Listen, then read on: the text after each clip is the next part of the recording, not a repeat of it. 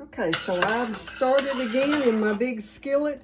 And in this skillet, I have 2 sticks of butter. And then I have added some good olive oil on top of that. And I'm going to let this begin to get really hot because I'm going to fry okra. And so I want it to be hot enough till it starts frying immediately. First thing I'm going to do is put a few onions in it. And it was not hot enough to start frying the onions yet, so that tells me it's nowhere near enough, hot enough for my okra. So I'm going to let that heat up, and then we'll add some okra to it.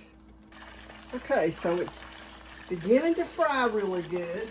I'm going to get me a spoon here because I want you to see my okra. This came out of the freezer, and it's, of course, coming out of the freezer, it's wet. So I have added, as I layered the okra into my bowl, I added a little bit of cornmeal on it so that it would not be so wet going into the skillet. And what I'm going to do here is just drop in a piece of okra and see if that's hot enough to start frying. And it appears like it might be. Let's see here. Okay, yeah, it's almost there. You want to get it so that it starts frying immediately so that your okra does not absorb the oil. It will crunch up real fast. And I also wanted to say this. A lot of people think when you fry okra that it's going to be slimy. I promise you, if you fry it correctly, it is not slimy, but it's crunchy, and it's going to be delicious. Here again, I'm going to have pepper, and I'm going to have some salt to put on it as I add it to my skillet, little at a time. I want to show you here. I put that in too soon, and it's that one didn't, but this one looks like the cornmeal has cooked off of it. So I don't want it to do that. And I'm going to just add a little at a time till I make sure that the oil, now I believe it's there now.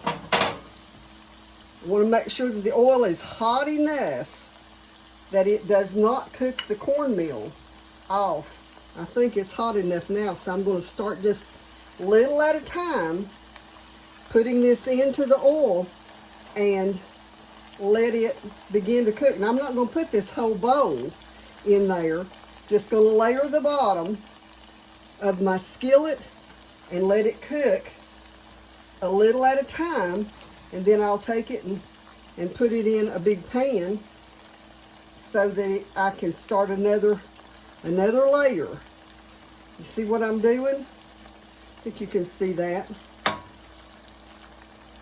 And as it browns on one side, then I can flip it and brown the other side. And of course I've got more onion over there. As I do more, as I add more, as I do another pan, I'll just add more onion to it. I'm going to get this in there and then get some salt and pepper on it because I want it all seasoned really good.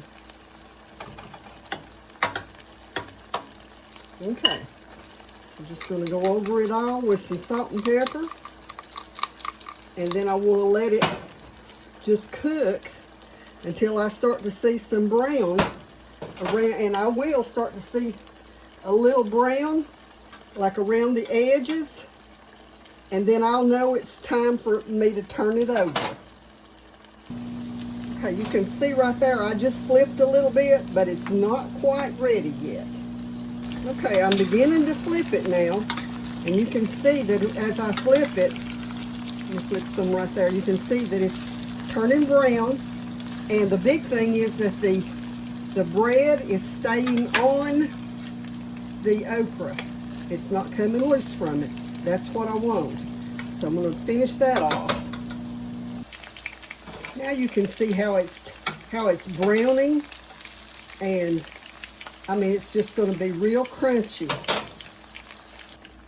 Okay, so you can see I've started another pan, but I wanted to just pick up a piece of this and show you.